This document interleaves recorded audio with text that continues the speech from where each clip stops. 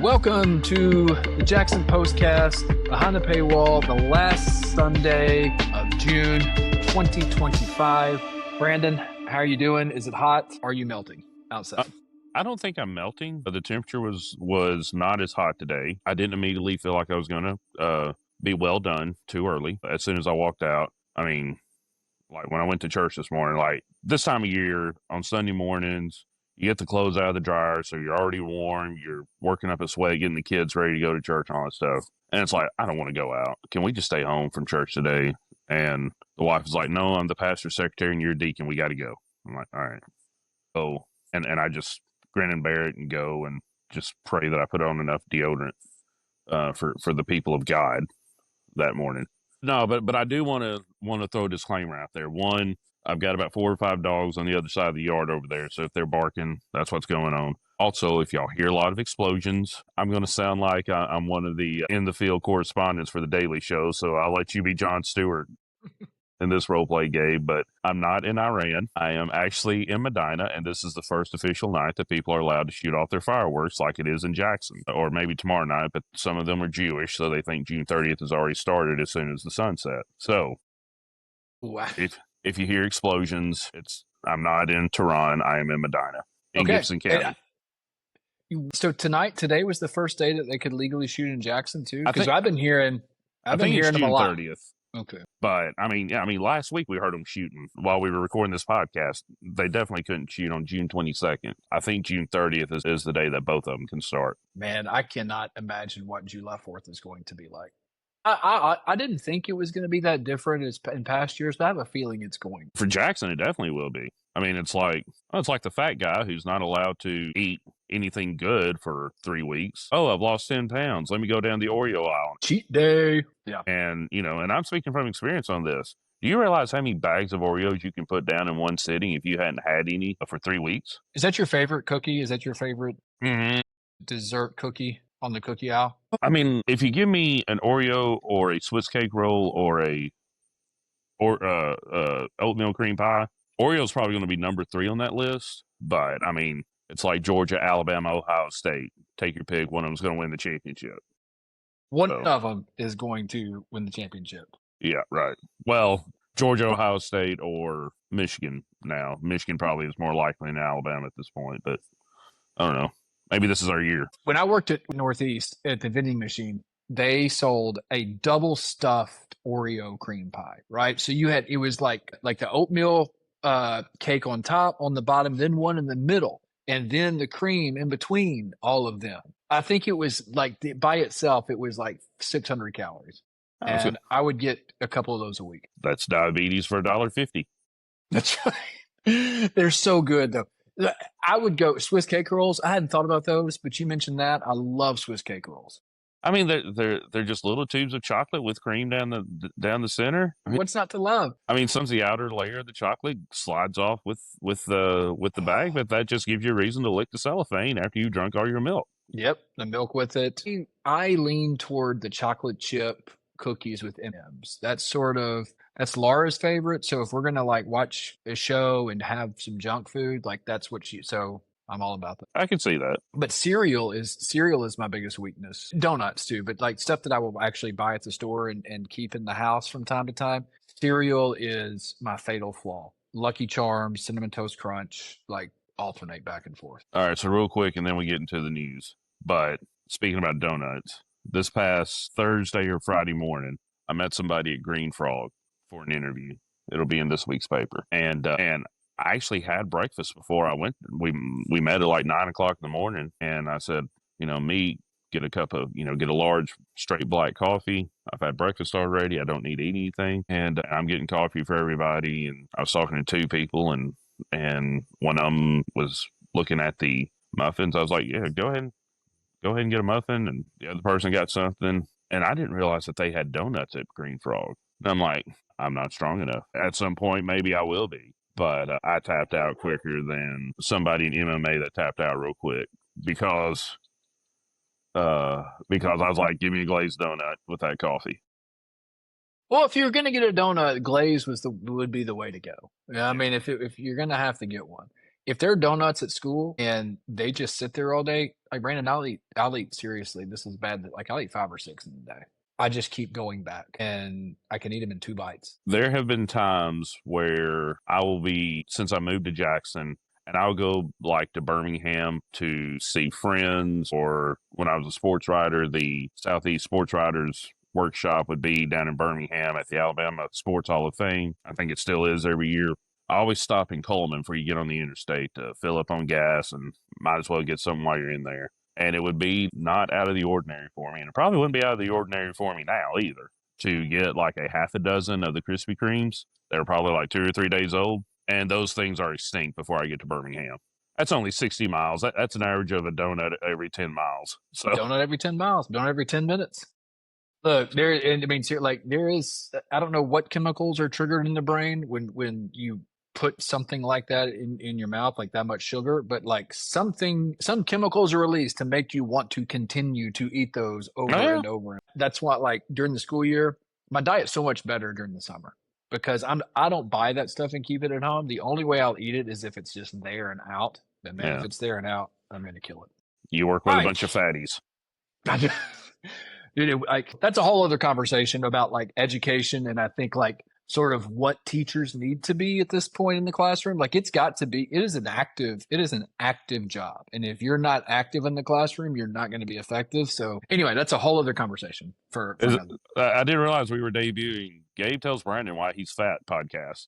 No, that's not it. That's not what I'm doing. All right, let's get into it. I couldn't decide on what to start with tonight, but let me give you the rundown of what we're going to attempt to cover. First and foremost, we're leading off. City Council passed the budget on the second reading a week did that happen? ago tomorrow. We were both there. I have some things to say. We'll go through the article that you wrote about it as well. Second thing, hundreds gather for the rezoning discussion, which is not going to happen now, but I still want to talk about that process. I want to talk about rezoning in general. Third story, Community Foundation awards $120,000 in grants. I have some questions about the Community Foundation that we'll get into. Sky McCracken's last Sunday at First Hand Methodist Church was recently, so you wrote a piece on him. I think a lot of Sky. I have for a long time, so I'd like to, discuss that article as well. Jackson Museum School reaching out to East Jackson, the first for a charter school who's attempting to come to Jackson, I believe. Right? Reaching out to people. That's what the Facebook post said on the Jackson Post last week. That's what it did. I noticed that. I did notice that. They don't just say they met with people from East Jackson. They actually did it. And Trey Smith holding his football camp and then immediately going on the Kelsey's podcast, which was cool. Yep. Or maybe he didn't immediately go on. Maybe they just released it. Maybe he recorded it before. Either way. Yeah, I'm pretty sure he recorded it before he left Kansas City for Jackson. Yeah. He should have done it for Jackson. You know what? He should have just done it. We could have tag teamed it, us and the Kelseys with Trey. Well, and he should have brought the Kelseys to the Trey Smith football camp. And, maybe Travis brings his girlfriend. That probably would have gotten even more people paying to come in. She came to the Tight End University, or whatever that is that Kelsey does. She showed up at a little concert for the tight ends and whoever else goes to that. Actually, Jason Kelsey lives very close to my girlfriend, and she was at this invite-only concert last spring. Mm-hmm. She was like two rows behind him. At that, and he will eat in her town every now and then, and of course once word gets out, everybody flocks to that place. Well, I imagine a lot of the Eagles players do, right? Yeah, well, I don't know if a lot. I do know there are a few people that live around her, like professional athletes. Like, does she live like just outside Philadelphia? Like, if we were to compare it to Nashville, where would she live? Franklin, but just distance wise, not bougie wise. Right? Yeah. Yes, but distance wise, She's about 30 minutes from the heart of downtown Philadelphia. So she's closer than Dixon. Okay. All right. So, yeah, it would be normal to see Titans players eating at restaurants in Franklin. So, yeah, there you go. All right. All right. Here we go. Last Monday, Brandon, you and I were at the city council meeting, and I'll be honest. When I first went in there, I was like, this is going to take 10 minutes. We're going to be done. I didn't even do the bingo card. No, right. You thought it was going to be quick too, right? Yeah. Yeah. It's interesting because I walked in and I don't know that Councilwoman Busby said this like directly to me, or she just said it. She's like, basically, I don't think we're going to be here very long. Hopefully this thing's going to be like a quick process. And I think everybody was sort of expecting that, but a few council members brought back up some things that had already been discussed. So for everyone who does know, the budget has to pass on 2 readings, right? So the first Yes. reading was what date was that? Do you remember? The monthly meeting for them, which was, did they pass it at the monthly meeting? Yes, Mm-hmm. which was Mm-hmm. June the 3rd. So it came back for the second reading. They had to pass it by what date? July Tomorrow, 1st? June Yeah, or 30th. June 30th. Right. Okay. And 8 members were there. if they didn't, I mean, last year they got an extension. Apparently, it's not a big deal to get an extension from the state comptroller. The automatic extension is to August 31st, so you get 2 months. But if you keep asking for an extension, the comptroller's like, "All right, what are y'all doing down? I'm gonna shut y'all down." Wait, But that's not just really. Mason. That's just Mason. Sorry. So everybody sort of thought this was going to be a formality. Like, let's just get it passed.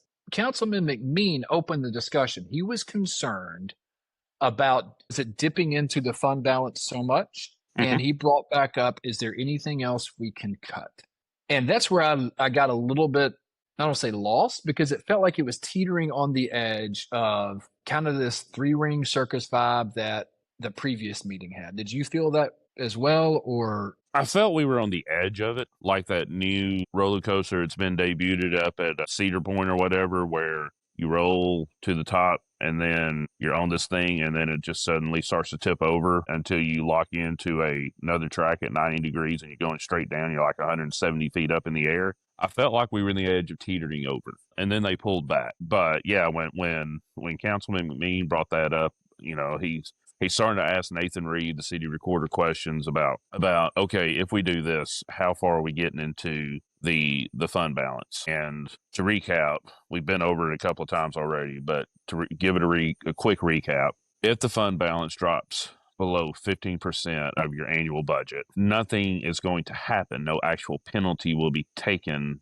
up against the city. But the comptroller will start asking questions and will start looking a little closer at your finances and start playing accountant. And when Jason Mumpower starts playing accountant, he's going to be like Dave Ramsey, and he's going to tell Scott Conger and the city council, y'all just need to eat on rice and beans and sell all so much stuff that your kids are going to worry if they're next, until you get this thing built back up over 15%. So he's worried about dropping below that. And the way the numbers look right now on paper, they will drop down to 14.3, 14.5 million if the revenue projections are accurate. And most of the time they're conservative. In the last few years, the conservative projections have proven to be a little lower than reality 12 months later. I think we're even seeing that for this year. But they dipped into it last year. They dipped into it the year before. And so it's progressively gotten smaller. And I'll go ahead and say this. When Mayor Conger's been asked about the service merchandise purchase that or the building service merchandise, he's been quoted as saying he took it with COVID money. Indirectly, that may be accurate, but he dipped into the fund balance. Like, I remember writing that. He dipped into the fund balance. It was because I remember asking, I said, so it was at 32 and now the fund balance is down to 28. He said yes. So would that, in a world where both of you are technically correct, would that mean the COVID money came in, they took the COVID money, put it in fund balance, then took it out of fund? Is that how that worked? I guess they couldn't put COVID money into fund balance. Probably what they did was they took the COVID money and paid for stuff that the fund balance would have paid for, and instead they just left the fund balance alone and let it build up a little bit. And so I think it was 17 when he got there, maybe a little less. So he was able to say, hey, in 4 years, we've built it up to 32. Well, now they're in danger of having it back down to 14.3, according to the lowest estimate that I heard last week. Nathan Reed, the city recorder, he said, now we also have about $2 million in reimbursements still out there that are not part of this equation. So in actuality, the fund balance will be at 16.5, which would be over the 15%, because the city budget, as far as what the city is paying for, is, I think, 102.4 million. So it needs to be a little more than 15 million. So according to this, they're still okay at 16.5 million. Now, are they comfortable with that? No, they'd like a little bit more cushion, but they're not crossing the lines they don't want to cross there. So, but when Frank started asking that question, I'm sorry, Councilman Mean started answering that question, They started going down rabbit trails. They started going on tangents, kind of like how this discussion's going, where they gotten off the main topic. And then finally, Mayor Conger had to pull them back. It's like, okay, let's get back to the budget. And I can understand Councilman McMean's concern, because I think what he said was, okay, last year we dipped into this. We're dipping into it again this year. I mean, more than likely next year, if nothing changes, you may have to dip into it again. And so I think I can understand his concern over that. What I had a hard time understanding is a few of the council members had the information, but it seemed like they just hadn't looked at it, even though they had it beforehand. And so there did seem to be they would ask Nathan Reed a few questions and he would reference, hey, it's in the packet. It's in the packet that I gave you. But then in real time, those explanations were having to be explained again. And it felt circular and it felt a little bit unproductive at times. Which kind of brings us back to something Councilman Stovall said, I think, at the meeting, and then even referencing the June 3rd, the first time the budget was passed. He said, hey, we need to have a plan. But then it sounds like nobody's even discussed the plan. Well, nobody has a plan. They just know the end result they want to have. And they know the steps that it's going to take to get there. But it's kind of like, Gabe, do you know any fat people? Have any of them ever expressed an interest in trying to not be fat at some point? Yes. Are they smart enough to know that they need to cut back on their caloric intake and increase their movement to get to that weight loss that they desire? Yes, they are. And have you noticed that they are very hesitant to do either one of those things? Well, I mean, maybe just through conversations. Yes, I don't know if I've seen primary evidence of that. And they keep asking questions from people who know, and the people who know are like, Brandon, you know what it takes to lose weight, you idiot, you fat idiot. Okay, so just start doing that, and eventually, and be consistent with it, and eventually you won't be fat. Well, we've got 9 city councilmen. I won't say all 9, but there are some city councilmen, and it's not just the budget either. I mean, they could be discussing, any kind of hot topic issue that they've discussed in the past year. Zoning at the corner of McClellan and Pleasant Plains about a year ago. The homeless shelter. Those are the 2 main things that come to mind. There are city council people who, for whatever reason, have the information in front of them and either don't take the time or don't have the time to read it. And so it has to be explained to them on Thursday in the agenda review meeting, and then again on Tuesday morning. And I'm not saying that's a bad thing, because it would be a bad thing if it were explained to them at agenda review and the city didn't broadcast those live on Facebook, which, by the way, they are now for the last couple of months now. And then because the school board does this, they discuss stuff at work session. And if you miss the work session discussion, they vote on it. They don't even discuss what they're talking about. It's just, hey, what do y'all think about everybody vote to approve this agenda item? Aye. Okay, move on to the next one. You have no idea what they just voted on. The way there is a positive to having these repeated discussions. So don't think that I'm saying that that's a bad thing.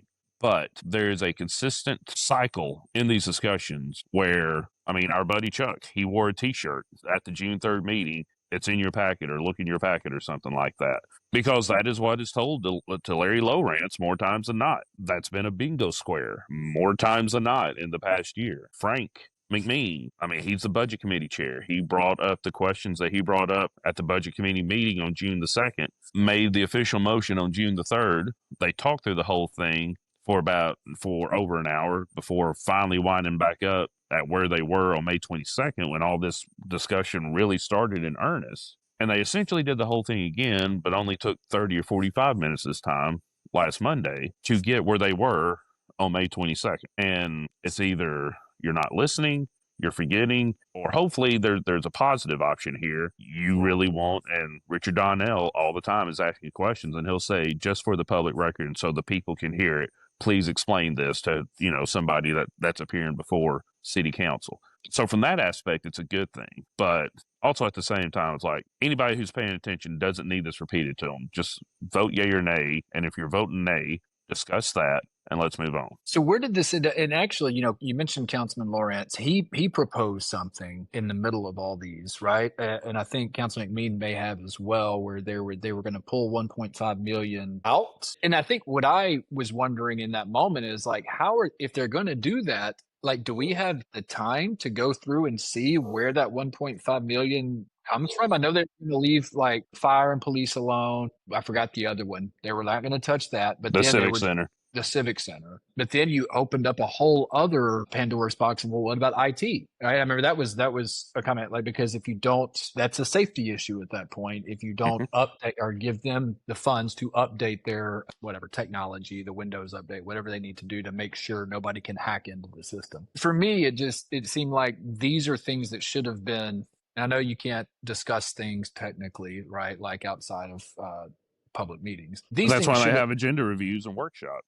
right. These things should have been handled long before this. Even like, but again, we're just repeating the same things that we've said on this show, for the last couple of weeks. It just seemed like there wasn't a lot of preparation. Well, I mean, Councilman McMean and Councilman Lowrance, in a way, they made the same motion. The difference was Lowrance said, "Let's just cut 1.5 million from the budget, and we'll let Mayor Conger and the department heads figure out where those cuts are happening." You can't do that. That's not a budget. That is Brandon wishing to lose 8 pounds this week, and he's just going to get up and live life the same way he's always lived it, and not do anything different. McMean actually said, "Okay, let's cut the deficit of this budget to 1.5 million, so we're not taking 3.5 million out of fund balance. So we'll all the cuts that Congress proposed on May 30th, I think, with a social media post and an email to the council and the media, we'll take that cut, but we'll add back in the first responders equipment and the civic center work that has to be done there." But that will still just leave us with 1.5 or 2 million that we dip into deficit, which is better than dipping 3.5. That wound up getting rejected too by the council, and they wound up passing what was proposed on May 22nd, which was we passed the budget and we dipped 3.5 into the fund balance. Round and round, and we got nowhere except back to where we started, right? Pretty And much. it was a 5-3 vote. Stovall, Lawrence, and McMean were voted against. Yes, those were the three. Gotcha. Which I don't know, and I probably should just ask Councilman Stovall about this or shoot him a text. But I thought he voted for the first one, but then he voted against this one, and I could be wrong. No, he voted against both. He voted against both. Okay. Yeah. Because, there was some discussion about that. Because remember at the first one, this is what he brought up Monday. On June 3rd, he said, well, how about we do this? Let's raise a little bit of taxes, not as much as Congress suggested. And that got voted down. But he wasn't going to vote for an unbalanced budget. So he voted against this. Against that. I'll be honest, I liked his proposal in the June 3rd, whenever that was. Like, I honestly think that was a really good compromise for both sides. But either way, we got one passed. And about Councilman Stovall, I will say this: he's gotten a lot of heat from the Republican Party and from not even Republicans, just voters and taxpayers in general, for the statement that he made on May 22nd about, well, if I'm going to vote to raise taxes, I'm going to do it this year. We've already gone over that, and that started a little 36-hour tiff between me and him that we patched up by the end of day on Tuesday after Memorial Day. I haven't agreed with every decision he's made during this process, but in a way, it's almost like a lot of people think that he's full on with Conger even being called in Conger's pocket. I wouldn't classify him as that, but I also wouldn't classify him as, well, he's just trying to derail everything that's going on in the city either. And so he's almost been, and I know I'm going to get some pushback on this from people who watch it, but he's almost been a voice of reason in this whole Sounds discussion. like he's doing his job. It sounds like that's exactly what an elected official should do. I don't know. I guarantee you, no one or very few people in District 1 is okay with hearing their representative throwing out there that he's willing to vote for a tax raise. But, I mean, you've got 8 other people in the room that are voting, that are having a discussion. Nobody else is coming up with anything. Yeah. I do like, sorry, go ahead. So I was just going to say McMean did, and Wallace and Lowrance sort of came up with, okay, let's don't raise taxes, but let's either spend the next year figuring out where to cut, or let's spend the next year kind of preparing the public for a possible tax raise next year. But other than that, there's not really been anything discussed in depth that could conceivably solve the issue. So, Stovall and I mean, he's earned himself a few bingo squares for the next few months. But he's also earned himself some kudos from this corner of unbiased observing. So Yeah, I agree. nice recovery by the good pastor. All right, another city issue that's not an issue anymore right now is the article about hundreds gathering to discuss opposition to rezoning proposal in North Jackson. And man, you better not make people in North Jackson angry or they will show up full force at Fellowship Bible Church because they don't want commercial property in the residential areas. Is that pretty much what the deal was? And they're going to bring their friends from Atlanta with them. Midtown, Brandon. We call it Midtown. Well, I'll ask about that. So we kind of talked about this before we started recording, but for those people who don't know, and I feel like I was one of those people like 20 minutes ago, when every piece of land within the city is designated, right, as a residential property, commercial, industrial, yes, like every every piece bit of of land has inside city limits is zoned for something. Maybe parks. It may be there's some agriculture land in the city. Now, forest and agriculture tends to be out in the county more, but residential, commercial, industrial are the big three in the city with some forestry / ag. But yeah, there's every bit of land is zoned. So this piece of land was purchased, and whoever purchased this piece of land, which it looks like it's Prosper Realty. Well, no. Prosper doesn't own it. They are acting on behalf of the owners from Nashville, and I forget the name of the group. Okay, gotcha. So they purchased land, and they are wanting to rezone this land to commercial property from residential. Is that right? All right. And people in North Jackson don't want that because they don't want commercial property that close to their neighborhood. And I saw some quotes that I think someone at the meeting said, if there is commercial property up here, I don't know if he referenced a gas station or something like that, that lights would be shining into there. I understand all of it. Mm-hmm. Someday I'm going to write an op-ed or a whole column, or maybe we'll talk about it somewhere about West Tennessee healthcare and what they've done to the streets that I grew up on. So it's a whole thing. And so I understand that people, when, government or a large industry like West Tennessee starts buying up property and there is concern for neighbors. So I understand, as much as, I talk noise about North Jackson jokingly, I understand why they would be upset. So you were at the meeting when they all gathered at Fellowship. What was the tenor there? Were people pretty intense, or were they just wanting to make sure their voice was heard? It wasn't intense. I think it would have been if somebody who spoke publicly that they were in favor of it was there. I've been told since then that there was a representative of Prosper Realty who was there, just kind of watching and not really saying anything. I'm pretty sure if that person stood up and said something, they would have gotten a bunch of boos and hisses, and I disagrees. But Marta Wallace was there. Candace Busby was there. Busby didn't speak. Wallace did. It's her district, so she should. And she was fielding questions about the process and about the property itself as much as she could. She is actually on the planning commission, but she wasn't able to be at the meeting where this went through and was approved by the commission and was sent to the council. And in the corner that I was sitting, she had a few people kind of under their breath, but loud enough for me to hear, sitting next to them, kind of dogging her for not being at the meeting and not doing her best to stop it at the time. And they just assumed she was in on it and she wanted it. And I can say, from having known Councilman Wallace for 6 years now, that she may think something is going to be positive, but if the majority of her constituents say we don't want this, she's going to vote against it. And so the article estimated it was about 250 people. I confidently tell you there was a legit 200 there. When I was asking about possible estimates, I may have gotten talked to go ahead and bumping that up to 250. But I mean, even 200 is still a whole lot more than most city council meetings get from the public. And but they made their voices heard, and they got a plan together to try to stop this. And shortly after, and I don't know if this is in direct relation to the meeting, the item was pulled from the agenda, correct? It's not even going to be voted on this time? Are they tabling it? Are they going to come back to it? Where does it stand now? It was removed from the agenda. So it's not tabled. It can be put back on the agenda at any point. Now, I'm not sure if they've got to take it back to the commission. This is where going behind the paywall kind of pays off, because this is not something I would put in print. So I'm kind of hesitant to say this, but the way that I understand it, based on what I've heard from multiple people in the last few days, is apparently Mr. Butts or some of his people with Prosper said, okay, let's go back.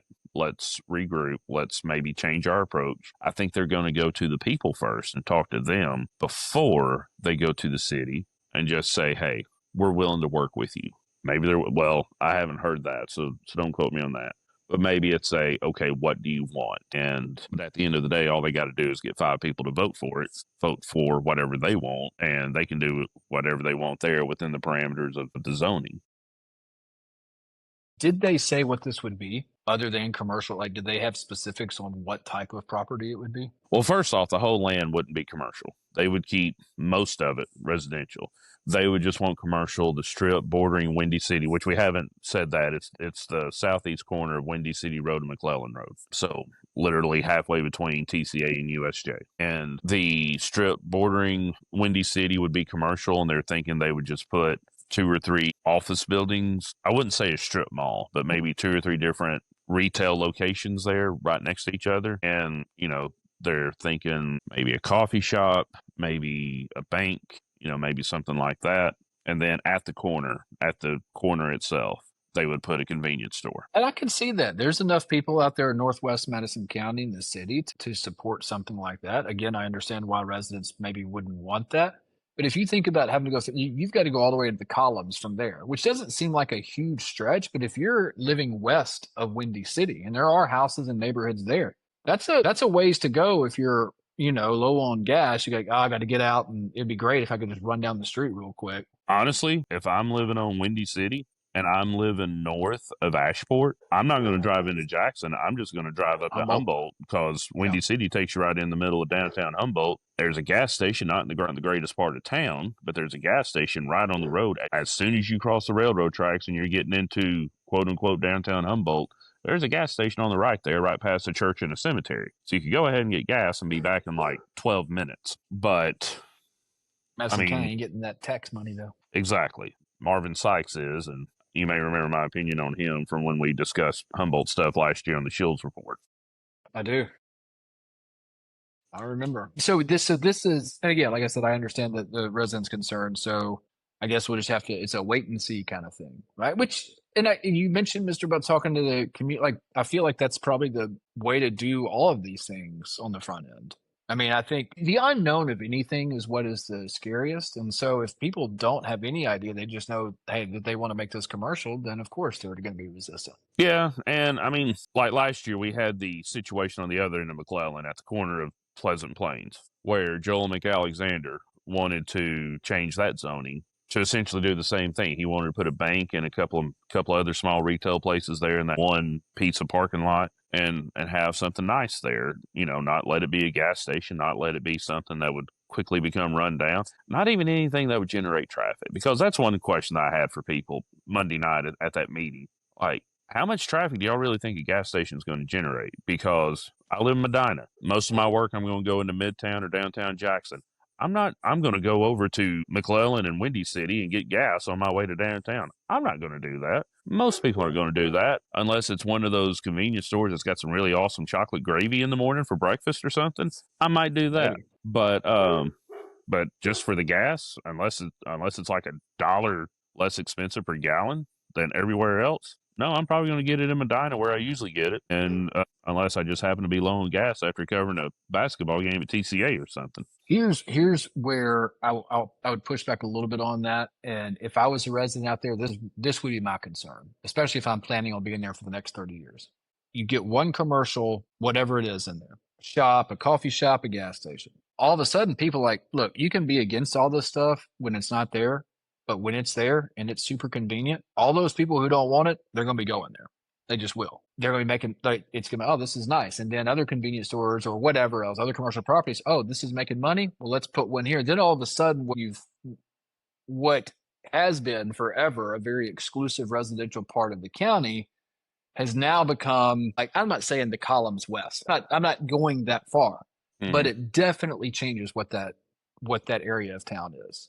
right? Yeah. Over time, if these things start multiplying, like I think they would. All it takes is just, one or two things popping up because they're going to be successful. People out there are going to spend money at those places. They just will. And that's one thing that Marta Wallace actually brought up. I think the official term for it is called creep, is that you get one thing here, and if it's successful and it works, well, you know that before the cement is dry on the slab for the foundation for that convenience store, they're already looking about a mile up the road at the corner of Ashport and Windy City. What can we put there? And then once they get that done, they're looking at the corner of Old Humboldt and Windy City. What can we put there? And all of a sudden, you got a big piece of concrete going from downtown Humboldt to Highway 412 there by by Old Bells Highway. Yep. Then you become the Metroplex of West Tennessee. Yep, pretty like much. Dallas, DFW. Everything runs together. All right. That was very informative, actually. I'm glad we spent a lot of time on that. Third story. We're not going to spend that much time on this because I don't think either one of us know that much about it or the interworkings of it. The Community Foundation awards $120,000 in grants. Now, this was formerly, what was their name a few years ago? The West Tennessee Healthcare Foundation. They changed to the Foundation of West Tennessee. And my understanding of what they do, and I could be wrong, so please correct me if you know that I'm wrong. Are they the holders of nonprofit money? Do they raise money for nonprofits? Are nonprofits, do they join their foundation and then they get doled out some money for being part of the foundation? So pretty much, yeah. I mean, they're essentially the money holders and the money managers for I don't know how many 501c3s here in Jackson. I think a good way to look at the process is last week, I think it was, we talked about the Central West Tennessee Realtors Association giving out some scholarships last week. Well, this was the first time they were able to do that. They've been trying to raise money for this since before COVID. And what they had to do was they had to build up an endowment that was enough that could fund them giving out scholarships. And as soon as they could, they did. And this was the first year they were able to do that. And so they've got a bunch of 501c3s that they handle the money for. They invest that money. In fact, a couple of weeks ago, I went to an Education Foundation board meeting where Beth Kaufman, who is the president or the CEO or something, Frank McMean is like the guy over the foundation, but Beth is pretty much the one right under him, essentially running the foundation. She's there kind of discussing where the Education Foundation money is being invested, what kind of returns it gets, and all this other stuff, and how they can manage those returns based on their own bylaws. And I don't think that all the ones who got grants from them this past week have accounts with the foundation. They were just people who wrote grants and applied for grants, and they were chosen to be awarded these community impact grants. And it was 14 different organizations that got a combined total of $120,000. Okay.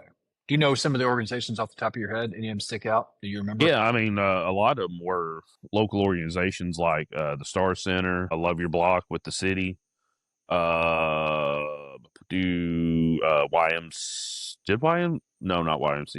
YMCA was not there. The Symphony, and there were some who were not from West Tennessee, but they're doing stuff in West Tennessee. In fact, I plan on writing a story, and I forget what the organization was. It's Goodwill. I bought 2 tank tops from there yesterday. Well, it's not the organization over that Goodwill location is based in Middle Tennessee, but they are wanting to bring a 4-week construction training class to Jackson in August. And so I don't want to say how much they got a grant for, but they got one of the bigger grants. And I don't want to say because I don't want to get it wrong. I can't really remember how much it was, but however much they got, they're going to put it toward that class. And at some point in the month of July, I want to try to get in touch with them and write about exactly what this class will be. But they've had that class in Nashville for the last 10 years.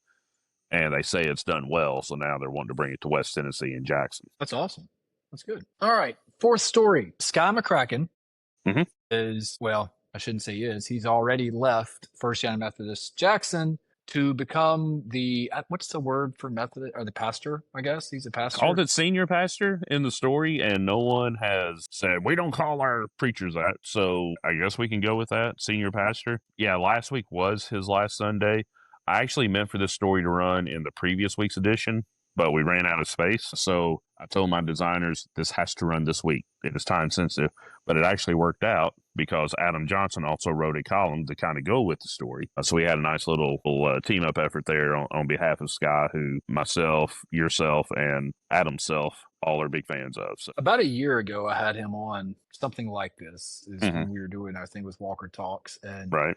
we had like an hour-long conversation just about the Bible, his views on that as a pastor in the Methodist Church, how that applied to, I guess, some contentious issues amongst honestly both like sides of believers, right? And it really played itself out in the Methodist Church. And I know there was a schism there for a few years ago, but the way that he addressed those topics in this, one-on-one conversation with me, when he could have easily, I don't want to say agreed with everything that I said. I don't know that he would have agreed with everything I said, but the way that he was deferential and sort of right down the middle of it. And every sentence that he spoke kind of was dripping with care for both sides of the discussion. Like he has a great way of, and I think this is what honestly a pastor should do, of showing love to everyone. And I think that's sort of what I've taken away from watching him from a distance. I actually attended a Christmas concert at First Methodist this year. It's kind of the first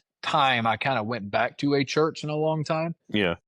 And that was, and it was because of him and sort of how much I respect him. And we've had limited interactions, most of it honestly over social media. But I think he did a lot of good work in Jackson, specifically downtown. Do you have any thoughts you want to take away, or anything when you're writing the story that stuck out? Yeah, I mean that all the good work that First United Methodist does in Jackson and downtown Jackson is why I wanted to write the story. And I mean, it's FUMC has been, I'll go ahead and say, at least the most publicly impactful church in downtown Jackson, definitely in downtown, probably in all of Jackson. And you can make an argument for other churches. And I mean, not to reveal too much, but my own church, I've had discussions with people with influence in our church, like, why are we not doing as much or more than FUMC or other churches for certain segments of the population, namely the unhoused? And the answer that I get is, well, who says we don't? And so I was like, okay, cool, but it's also good to have to put that out there so that if anybody wants to join in and help out, that they can do that. The last time I checked, Jesus didn't say, don't let your left hand know what your right hand's doing, particularly if they don't go to your church. He just said, don't do that just because you want to get that recognition from men. Do it, because you love God and you want to do what he tells you to do. So I get that, but there's also something to be said for the impact. And the very fact that only one church in Jackson that had the ability actually stood up during COVID and told Mike Roby and Air Relief Ministries and Handling Room in the Inn, yes, we will continue to do it. Yes, we realize it's dangerous. Yes, we realize it's going to be a lot of extra work for the people involved. Yes, we realize it's going to be a lot of extra work for our housekeeping staff, even if other churches are doing it, but we're letting them use our facilities, which is what wound up happening 99% of the time. They still said, well, Jesus told us how we treat the least of these is how we treat him. We're not going to leave Jesus out because there's a pandemic. And so they did that. They're taking care of kids in school. They're taking care of women who need help. If they're not taking care of them themselves, they're connecting them. Even now, Tennessee Homeless Solutions, who's been shut out by the city council and the CRA 4 times over the last 12 months to get a shelter. Well, they're not getting a shelter, but they're getting something close to a shelter. And it's right across the street from First United Methodist. And they are actually putting together a, like almost a volunteer schedule to help them get that set up. I don't know of any other churches that's doing that. So, and McCracken will not take a bit of credit for it because he said all this stuff was going on before I got here. I saw he said that. Right, yeah. But at the same time, every group of people that's ever done anything, accomplished anything, they're all following their leader. And that's the kind of leader that Sky has been for this group. And that deserves a little bit of recognition on his way out the door to First United Methodist of Covington. Yep. People in Covington are very lucky, man. I think Jackson will definitely miss Sky. especially downtown. Jackson Museum School, who had recently applied for a charter school in Madison County about a month ago, I guess. They were denied, but over some budget concerns, I believe. But they're still active. They're still out there. They hosted or a reach out, a community block party, whatever you want to call it, in East Jackson. Is that right? Yeah, they had this novel idea. They said, we're going to reach out to the people of East Jackson because that's who we want to impact. And then they actually, follow me here, just hear me out. They actually went to East Jackson and engaged with the people there. It's weird. No other charter school that's applied in Madison County has ever done that. Well, they said they did, but when I asked people if they would have interacted with, they said, no, it didn't happen. So in Montgomery County, though, I think is where they did it. Oh, yeah. That was just what was on the application. #ACE. Seriously, I think if they're, again, I have never been completely anti-charter. I was completely anti-ACE. From the jump about Jackson Museum School, I like what they put out. Even before they brought it before Madison County, like the preliminary information that we got, I was like, this is actually interesting, and this actually, I think, could work really well. So good for them for keeping at it, because I'm sure they're going to go back before the school board at some point, and maybe they've I think it's going to be in a couple of weeks in July that they're going back before. And they're doing exactly what they should be doing. Did you happen to go to this, or did you get it like secondhand from the people who ordered? Well, no, I headed over there right after I went to USJ for the Trey Smith football camp, which we're about to talk about here in a couple of minutes. Now, I will say, when I was there, it was in the middle of the day when temperatures were reaching just under the 7th circle of Hades. So there wasn't a lot of kids out there at the time, but earlier in the day, a baseball team had been out there practicing at the field adjacent to where they were. And they said, hey, y'all come over, get you a snow cone. Parents come learn about the school that we're wanting to bring here. And they made a lot of connections that way. I think I put it in the story, but Jean Little, who is the planned director for the school, she said that a mother of the baseball team was there, and she said, "Ooh, my sister and I have been talking about this. Can I go get my sister? Are y'all going to be out here long enough for me to go get my sister?" And she said, "Yeah, we're here till like 4:00 this afternoon." And so, like less than an hour later, that woman was back with her sister, and she was giving that information too. Yeah, I don't know how many parents they were able to talk to. My guess would be probably somewhere around 50, but they're not trying to, be as big as Northside. So it's not like, so they may have reached out to about the right number that they needed to reach to get this off the ground, assuming it gets approved at the next meeting, or if it's not approved in the next meeting, when the state approves it for them. It's just a rubber stamp. I mean, it's inevitable. Last story. Trey Smith hosted, what number is this? How many times has he hosted a football camp here? Do you know? This is just the second year. Last year. Oh, it's only second? Okay, yeah. Last year. Okay. So his second football camp, is it specific to linemen, or is it just anybody who wants to go out there and tote a football? Gabe, if you had been there with me and you stood up in fact, my son came with me, and he stood up in the top of the bleachers the whole time I was there. We were there for about 45 minutes. And if you'd stood up there with my son and saw, you would have seen some wide receiver and DB work going on in one corner, some quarterback work in another corner next to them, some running back work. There would have been some defensive stuff going on back here, and linemen work on this end of the field. So everybody was getting work in. That's awesome. So who does he bring out to like work with those specialized groups? Does he have other pros or former Jackson stars? Who's out there instructing? Yes. He's got a bunch of former Tennessee people that are out there with him. The Mays brothers, who were both on the line for him, they got a lot of publicity and press about the same time that Trey did. I know when one of the brothers committed, either right before or right after Trey committed to Tennessee, everybody was like, "Oh wow, our line's about to be really good." They were there. Shoot, the guy from Ripley that played for the Steelers, he played at Tennessee too. He's got a sports talk show in Nashville now. My goodness, I totally blanked. Well, he wasn't actually there, but he was supposed to be there. At one point, he was going to be there, but he wasn't able to make it at the last minute. Artis Hicks was there. Alan Irvin from Jackson Christian was there. I don't think Trey Teague was actually helping, but he was there. Avery Williamson from Milan, he was there. So it was a bunch of different guys with West Tennessee ties and University of Tennessee ties.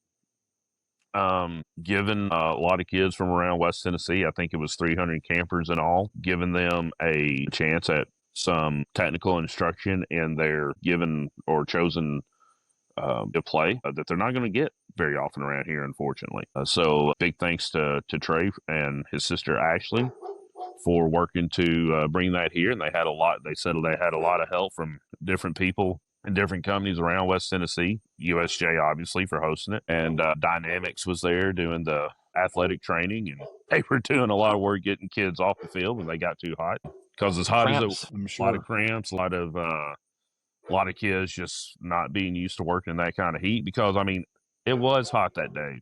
In addition to that, USJ has artificial turf, and I don't know how many of our listeners have spent a lot of time on artificial turf, but on a hot day, if it's 80 degrees, you can plan on the air right above the artificial turf being at least 10 degrees warmer.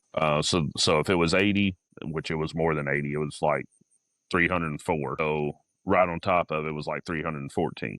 We were boiling water on the field. It's bad. I mean, it's whenever I guess I saw your picture on Facebook or wherever you were or whatever you were on.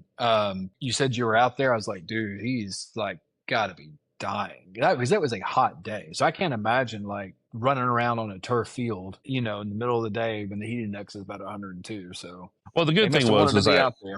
yeah, well, of course, well, if they didn't, their parents wanted them to be. But I mean, nobody's wearing helmets, nobody was wearing pads, so everybody was out there in shorts and t-shirts. But here's the one thing that I will second guess Trey on every day of the week. Apparently, he ordered black t-shirts for everybody at the camp. Like, come on, y'all. I mean, bright red, light blue, White, white, gray, yeah, yeah, gray. like a Gray light would be gray, like a light gray. a light gray would be cool because it's light, but it's also dark enough that you could see, oh wow, these kids are really sweating. So it looks like they've Yes, actually done something. the black man. That's tough. That is tough. But but I jokingly asked, all right, how many kids have gone to the hospital so far? He was like, none. We didn't have any last year either. We're taking safety as the number one concern here. So Is it safe to say that he is, if he's not already, he might be on his way to being the most prominent / successful professional athlete to come out of Jackson, well, he's the only one with 2 Super Bowl rings. right? For what? Yeah, and I mean, he's out there too. I feel like people know who he is, and he's a lineman, and people know Trey Smith. After the Saints won their Super Bowl, Jabari Greer from Southside, he was pretty active in Jackson for a couple of years.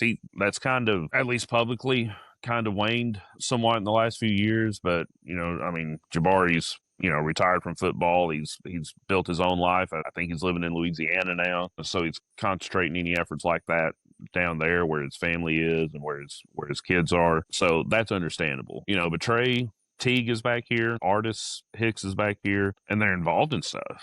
And I won't say every time they're asked for help that they step in and help with anything, but they're not hermits either. They're involved. I mean, you go to a USJ athletic event, you're probably going to see them there. So they're active in their own community, but they're all also active for Jackson too.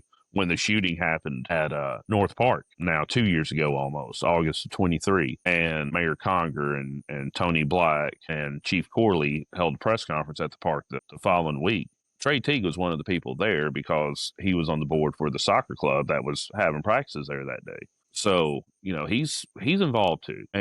But yeah, I mean, Trey is he's still playing. He's on one of the best teams in the league right now, probably in the best franchise in the league right now, enjoying one of the best runs in the last 20 years. I wouldn't say the best run because the Patriots are still in the last 20 years, but he's part of history right now. But he still makes time a couple of times a year to come back to Jackson and give back.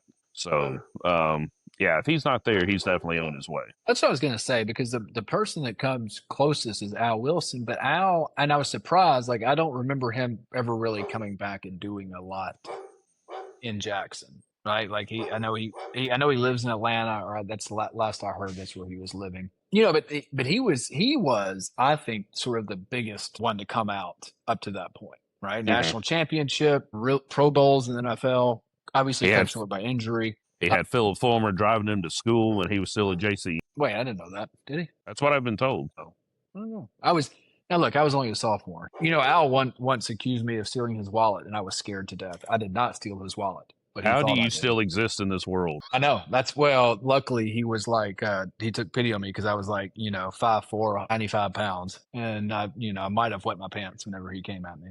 So, when I only know of two times that Al has been involved in stuff going on in Jackson.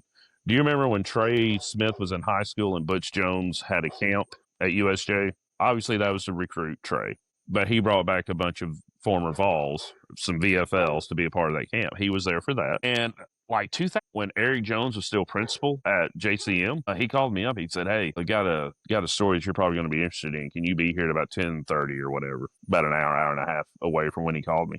I said, "Yeah."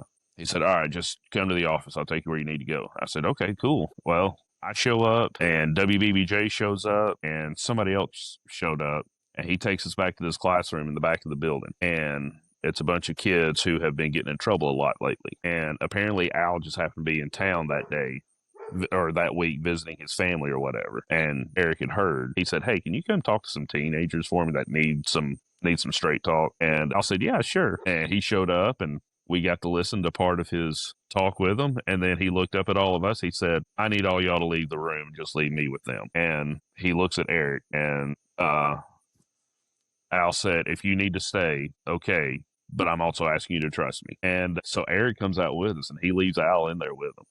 Whoa. He didn't get physical with him, but we heard some things that couldn't go in the Jackson Sun.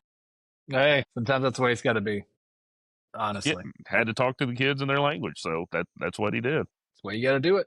Real recognizes real. I mean, part of his message was it wasn't that long ago. I was sitting in your seat, and I had to have somebody come to me and talk to me the way I'm about to talk to you to show me, hey, if you don't straighten up, this is what you're facing. But if you do straighten up, this could be what you grow into. Every experience I had with him in high school, he was great. And if anybody had the rope not to be great and get away with stuff, it would have been him. Mhm. And I had one class with him. I was around him on the football team. He was straight up like just a good dude. Mhm. Like he had no reason to be decent to me. And he was like all the time. So I don't know. I have nothing but good things to say about Al. And that's a cool story. I didn't know that. I didn't know that he did that. So Yeah. I take back what I said, that he hasn't come back to Jackson as much. But No, good for Trey for doing it. I hope Trey keeps doing this year after year after year, because that's a good thing, man. He and Ashley are like, they're doing like really big things, and like they don't have to come back to Jackson, but I'm glad that they do at least once a year. All right, buddy. We're at the hour mark or a little bit over. We hit all 6 stories that we planned to hit. Anything coming up this week that you're looking forward to besides 4th of July? Oh, well, we've got another city council meeting because, it's been a week, so it's about time for another one. No, it's their monthly meeting. We do have another zoning issue. You can read about that on the jacksonpost.news now. And for some people who don't realize this, you do need a subscription to be able to read it. But Subscribe. yeah, if nothing else, just pay the $3 for a week and you can read it. But, my kids want to eat. So, and as we've talked about earlier in this podcast, so do I. I want some Swiss cake rolls and Oreos. So city council and 4th of July, everybody take cover, and we'll be back a week from tonight. And in between that, I will be in Philadelphia, New York for a few days starting. Be careful with that. Starting tomorrow. Yeah. So are you going to be in Philadelphia for the 4th? No, I'll be back here. By the 4th. Because I bet Philadelphia's July 4th celebrations, it is very crunk. Yes, it better be. I mean, right? Like, it's the birthplace of the country. So they're cracking bells and they're telling everybody that the British are coming. No, that didn't happen to Philadelphia. No, that's in Massachusetts. But yeah, close enough. It's all one. It's really actually it's pretty far from New England. Philadelphia is closer to. Go ahead. I was just going to say, once you get past Nashville, it's all just whatever. All the same. Yeah, it is. It's all the same. Kentucky, Boston, same. Yeah, you're going to catch a Phillies game Tuesday night. Hopefully Bryce Harper will be back by then, and then go to New York for the day on Wednesday. Wear ourselves out. All righty. Thanks for watching. Thanks for listening, and we will see y'all next week. Happy 4th of July, everybody.